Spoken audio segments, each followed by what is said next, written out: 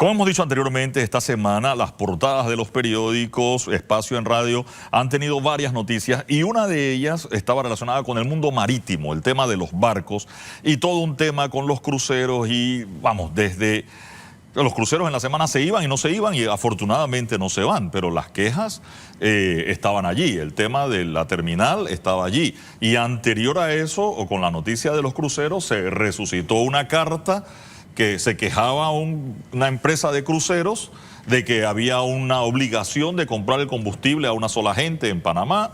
Creo que los tripulantes tenían que pagar una visa que costaba como $5 para desembarcar y todo esto generó todo un asunto. Está con nosotros Enrique Clemán de la Cámara Marítima de Panamá, también el señor Hernández de la ARPA, Asociación de Armadores Panameños. Yo quiero hacer un poco el tema, por favor, idiomático, porque uno entiende armador el que construye el barco, pero entiendo que armador son los dueños de los barcos, ¿no? Sí, gracias. Por gracias, favor, Eduardo, sí. y gracias, Camila, por permitirnos estar aquí. El término armador ha sido un poquito controversial, sobre todo en los últimos 3 años, cuando estuvimos nosotros impulsando el proyecto de ley de cabotaje. Nos dedicamos un poco a educar a la población de lo que era la terminología armador. En inglés es muy fácil porque es dueño de barco, ship owner, en español es armador, pero en efecto armador es el dueño de un barco. No es el que repara el barco ni el que construye el barco, es el dueño del barco. Correcto, Okay. Es correcto. Entiendo, los armadores, ustedes tienen un puesto en la Junta Directiva de la Autoridad Marítima, ¿no? ¿O son llamados la asociación también a la Junta Directiva de la Autoridad Marítima? ¿Sí? Bueno, no exactamente. ¿Cómo funciona el asunto? Por favor, Enrique Clemán de la Cámara Marítima. La Junta Directiva de la Autoridad Marítima de Panamá está compuesta lógicamente por los representantes del gobierno y hay una parte del sector privado que forma parte de la Junta Directiva. Entiendo que son 4 puestos, pero no están relacionados. No es directamente. Correcto, ok, pero gremio. Se escogen allí. ¿Qué pasó con los cruceros esta semana? Por favor, si nos puede poner un poquito en perspectiva y qué información maneja usted. Hoy ya veníamos desde noviembre del año pasado. La Cámara Marítima emitió un comunicado en el que pedía y solicitaba al gobierno aclarar los temas que se estaban dando en ese momento. No era solamente el accidente que ocurrió, donde hubieron heridos de pasajeros, sino también el tema del combustible, el tema de los servicios que se brindaban dentro de esta terminal, las condiciones de la terminal. Y la Cámara lo que busca, porque todavía reiteramos el tema de que no podemos permitir que este tipo de noticias se queden sin aclarar. Entonces, volvimos a tener una situación con los cruceros y la Cámara vuelve nuevamente a solicitarle al gobierno que diga algo. Ese silencio, el que pase un día, 2 días, 3 días, Panamá tiene los ojos del mundo puestos en nuestro sector. Y no es bueno que estas cosas que dañan al país no sean aclaradas. Eso empezó el lunes, no hubo una respuesta como hasta el jueves en la noche, algo así. Correcto, el jueves en la noche, la Cámara se pronunció el día miércoles, en plena conferencia marítima. Estaba desarrollándose el CAM 2023 y es ahí donde al día siguiente vemos las reacciones del gobierno. Ahora, la Cámara Marítima ha tenido un montón de trabajo por estos días. La semana antepasada cerraron un puerto que es el que le sirve a la minera y la Cámara Marítima, también vamos. Emitió, claro. Estamos hablando de un tema donde muchos agremiados de nuestro gremio levantaron la voz por desconocer cuál era el futuro de las inversiones que ellos tenían, que habían hecho en ese rubro de negocio, que es la minería. Estamos hablando de que la mina tiene puerto, servicios auxiliares, estibadores, empresas que invirtieron. Que no tienen nada que ver con minería como tal, pero que son de la actividad marítima de ustedes. Forman parte de la actividad logística que se da. Y la Cámara levantó la mano por el tema de seguridad jurídica, que es lo que los sectores privados, los gremios, hemos estado diciendo. No podemos permitir que este tipo de cosas manchen a la inversionista de afuera y hay que aclararlo. Los armadores, ustedes trabajan con la Autoridad Marítima todos los días. Y en esa relación del día a día seguramente hay un montón de situaciones todos los días en las que yo veo que ustedes están felices con la Autoridad Marítima y otro día no están nada felices con la Autoridad Marítima. ¿Es así más o menos? Un poco podría ser, pero más que felicidad lo que nosotros buscamos es que se haga lo correcto muchas veces. Y claro, la Autoridad Marítima como un ente facilitador que debe ser, debe cumplir su rol. Y en este caso, por ejemplo, en el caso del puerto de cruceros, los armadores hemos estado viendo con mucho detenimiento lo que ha estado sucediendo. Por ejemplo, en el caso del tema del combustible, que por alguna razón que no conocemos, se ha favorecido a una sola empresa para que suministre combustible. Y eso es para nosotros un poco preocupante, sobre todo porque el ente que debe hacer cumplir las leyes no lo vemos que se ha pronunciado claramente, porque hay una ley de puertos, que es la ley 57, la ley 56 de puertos que se le aplica a todos los puertos, a todos los operadores portuarios, más aún un operador portuario que es un activo del Estado, porque el puerto de cruceros es un activo del Estado en que se invirtieron casi 200 millones de balboas. A ver, Norwegian, en este caso, ¿es un armador? O sea, él es dueño de barcos, dueño de cruceros. Él entraría como si, o sea, no de los armadores panameños, pero en teoría ellos son un armador, ¿verdad? Claro, ellos son un operador de barcos, porque normalmente en este tipo de empresas, pues siempre está el operador del barco y detrás está la empresa armadora. A veces es el mismo, a veces no es. Debo presumir que en este caso debe ser igual. Ok, entiendo que los dueños de los cruceros o los operadores en este caso se quejaron de una situación de que ellos, yo en otro país cojo el combustible con quien me da la gana y resulta que en Panamá no le puedo comprar el combustible a quien me da la gana. Es correcto. Esa es la figura que hemos visto. Inclusive hubo un anuncio por parte del operador portuario, una comunicación oficial que le pasaron a miembros de la industria donde indicaron que había una sola empresa que era autorizada. Y es obviamente algo que vimos con mucha preocupación al respecto. ¿Por qué pasa esto? Es decir, ¿hay que cumplir ciertos requisitos y él solo participó? ¿O los demás no cumplen los requisitos? ¿O no dejan que más nadie entre? Bueno, creo que la respuesta sería: el que pone los requisitos es la AMP, porque para eso uno tiene que sacar una licencia de operación, que es la que indica cuáles son los estándares que se deben cumplir. Claro está, el operador portuario también tiene algunos requisitos, pero son más intrínsecos, inherentes a su operación del puerto. Pero las licencias de operación se hicieron para algo y las reglas las pone la autoridad. Y por eso es que nosotros vemos con preocupación lo que sigue sucediendo. Imagínate cuánto le puede costar a un crucero algún sobreprecio. Estas son empresas que se organizan y que hacen su predicción de compra con meses de antelación. Y ellos saben más o menos cuánto les va a costar el combustible en cada puerto, porque ellos hacen compras globales, hacen contratos globales. Ahora imagínate que haya una empresa, en este caso entendemos que hubo una empresa petrolera que fue afectada, que tenía un contrato con uno de los operadores de cruceros y al final ellos no pudieron cumplir con su contrato en Panamá. Entonces esto le trae, primero pienso yo que hay varias consecuencias. Una, la reputación país, que somos un país de servicio. Dos, le cuesta más al operador y el operador tiene un problema. Entonces al final no sé cómo nosotros podemos hacer, porque al final el que tiene que hablar, el que tiene la última palabra, ¿quién es? Son las autoridades que tienen que lograr que se cumpla la ley. Y quisiera hablar un poquito del tema de la ley. Hay una ley de puertos que deben cumplirse. Esa ley tiene varios artículos y esos artículos están basados en la Constitución, que estamos hablando del libre comercio, que es uno de los principios básicos de una economía sana.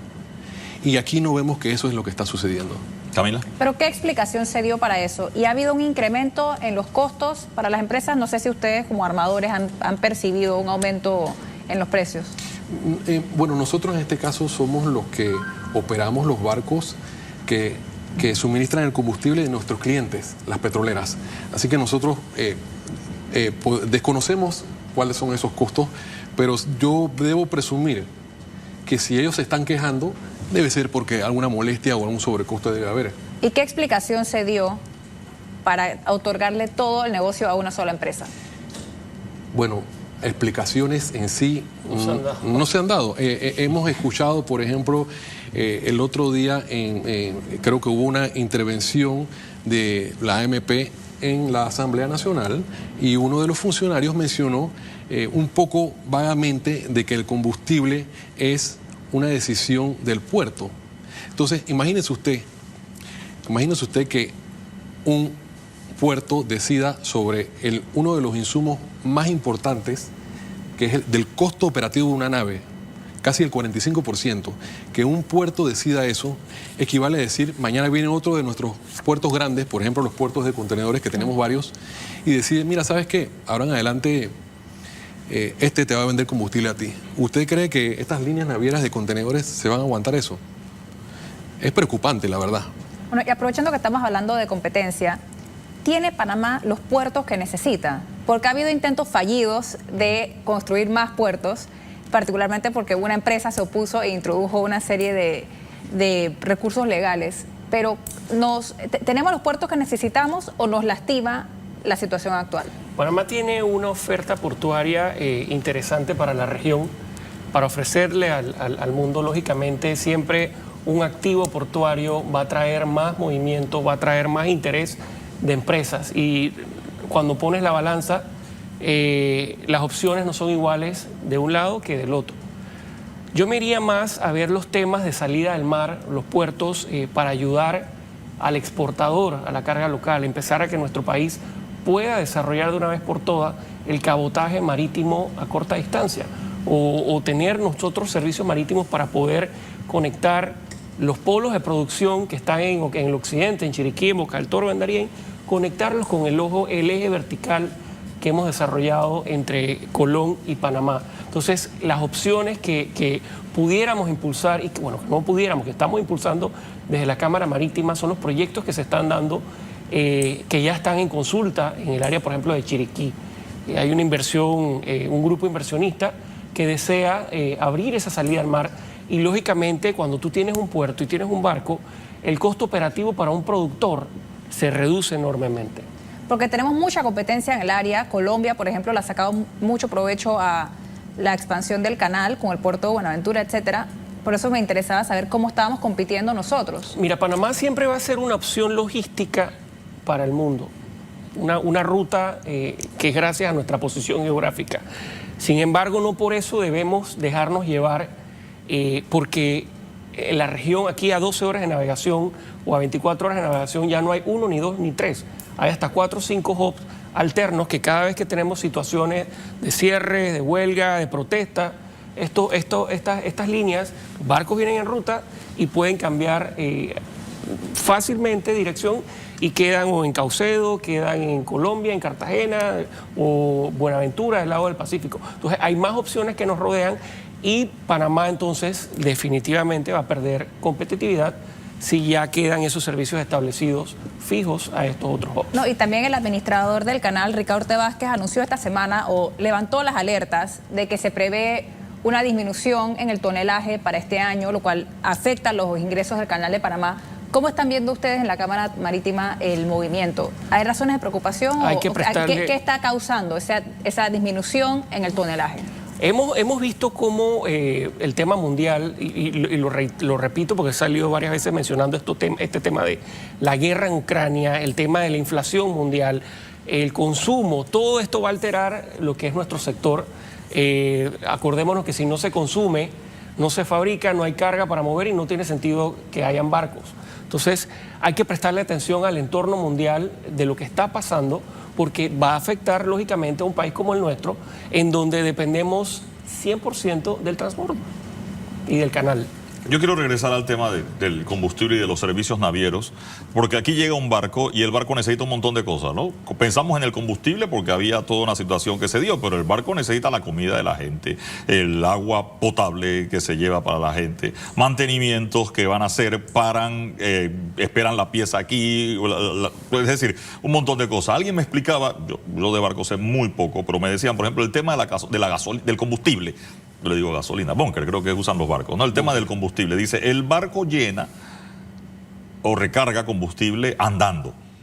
Entonces, hay unos temas porque el barco no se apaga para echar gasolina. Entonces, el barco tiene las luces prendidas, tiene otras cosas y sigue, o sea, está quemando combustible en el mismo momento que también está cargando combustible. Entonces, el que te vende el combustible te vende 1000 toneladas de combustible, pero a lo mejor mientras estaba echando esas 1000 toneladas se gastó una, mientras que estaba. Entonces hay un tema de un cálculo y que a veces viene la pelea entre el capitán del barco con el que te despacha el combustible. Él tiene su matemática de cuánto le vendió versus la matemática del otro de cuánto le vendió, y ponerse de acuerdo a veces no es sencillo. ¿Es así lo que estoy comentando o eso genera un problema? Porque me dicen que las cuentas a veces no les cuadraban a uno con uno de los proveedores, precisamente el del monopolio. Mira, hay casos en que hay alguna disputa, alguna diferencia, pero normalmente estas disputas se resuelven. La regla general que sí se resuelve, porque claro, estamos hablando de que son mediciones, algunas que son manuales, pero ya últimamente, generalmente, estas cosas no suceden. ¿Quién resuelve esa disputa? Mire, normalmente en las entregas de combustibles hay un representante del buque y hay un representante de la empresa que vende. No, sí, de la barcaza, pues en este caso, y entre ellos dos tienen que solucionarlo.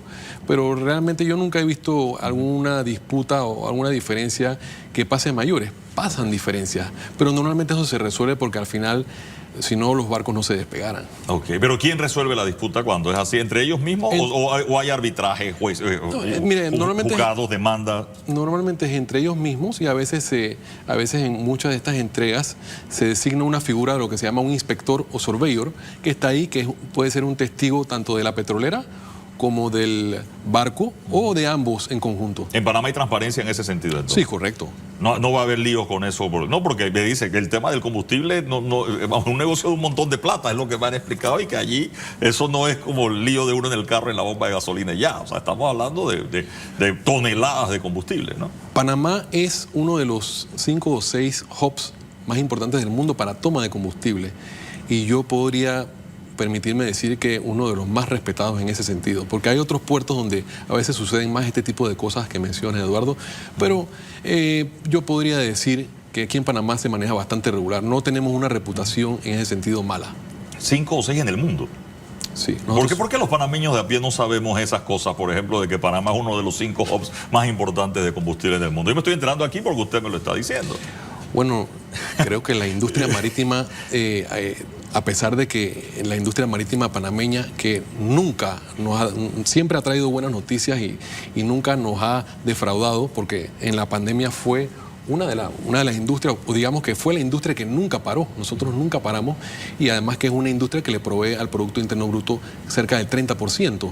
Y nosotros a veces hemos sido un poquito... Low profile, exacto, bajo perfil. Entonces, bueno, creo que para eso estamos aquí también, para subirle un poquito el perfil de la industria y sobre todo porque nosotros como gremios estamos en este momento fomentando lo que es la cultura marítima nacional.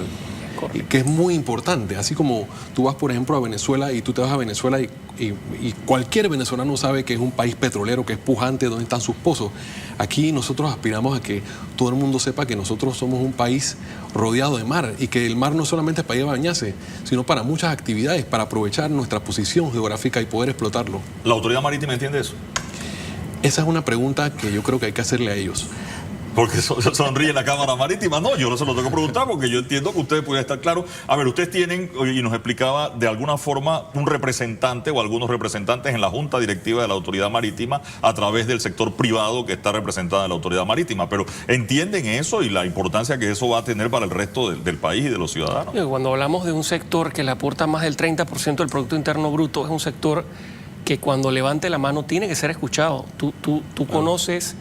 Tú sabes el tema de las inversiones que se están dando acá. No es un tema nada más de inversión portuaria, sino de las industrias marítimas auxiliares, los activos que eso representa, los puertos secos que se están haciendo alrededor del país, los parques logísticos. O sea, aquí el que no sabe eso es grave. No, me pregunto si la autoridad está clara en ese sentido, Camila, ¿no? Ahora, está verdaderamente conectada nuestra industria logística. Sabemos que hay un gabinete logístico que se supone que tiene que hacer esas estrategias macro, pero ¿qué necesita nuestra industria para mirando hacia el futuro? Por ejemplo, sé que ustedes han promovido un tema de cambio de tripulación. Es un poco con lo que nos pasa, que siempre hay la queja de que Panamá produce vegetales y frutas, etcétera, pero no necesariamente las trabajamos aquí para hacer otros productos. ¿Qué más puede hacer Panamá para sacarle mayor provecho a su industria marítima y a nuestra posición geográfica? Fíjate que ahí, ahorita hay un tema de moda que nace a raíz de la pandemia, el nearshoring, que no es más que hacer lo que hacen en Asia en mercados, en lugares cercanos a estos mercados grandes de consumidores. Y llama la atención que países como Costa Rica ya están fabricando desde chips, piezas, computadoras. ¿Qué es el nearshoring para aclarar a nuestra audiencia? Nearshoring es hacer una producción de algo. Puede ser ensamblar un carro, ensamblar una cartera, no traerlo desde Asia. Acuérdate que hoy en día viene de Asia. Los celulares, los carros, todo lo traemos de Asia. Todo lo que sea consumo. Vino la pandemia, cerraron en China y quedamos nosotros sin nada. Okay. Sí. Entonces el nearshoring es traerlo para empezar a producirle, a sacarle provecho al eje que tenemos logístico y buscar alternativas de negocio para el país. Lógicamente hay una serie de argumentos y de temas que hay que evaluar para poder nosotros meternos en este tema del nearshoring. Y uno de ellos es el tema de costos operativos. Panamá, el tema de la mano de obra, lo de las huelgas, que no tenemos para conectar de un lado a otro, los bloqueos de una sola carretera que conectan a todo el país. Todas esas cositas se evalúan antes de venir y abrir un tipo de operación como el que estamos hablando. Sí, algo más para cerrar. Si me permite solamente para ampliar un poquito lo que dice mi colega, nearshoring en la terminología sería cerca de la costa. Entonces lo que queremos aprovechar es las sinergias que podemos hacer entre países cercanos. Como dice, en vez de yo traer algún insumo de un lugar lejos, aprovecho mis vecinos cercanos a través de las costas para poder traer esos insumos y así crear una logística mucho más eficiente. Ok, me quedo con eso. Gracias por acompañarnos esta mañana. Espero haber quedado un poco más ilustrados con el tema marítimo y que no siga siendo un tema, como usted dice, 30% del Producto Interno Bruto y resulta que nosotros nunca volteamos a ver qué es lo que está pasando en ese sector. Vamos a la pausa y enseguida regresamos con más del Radar.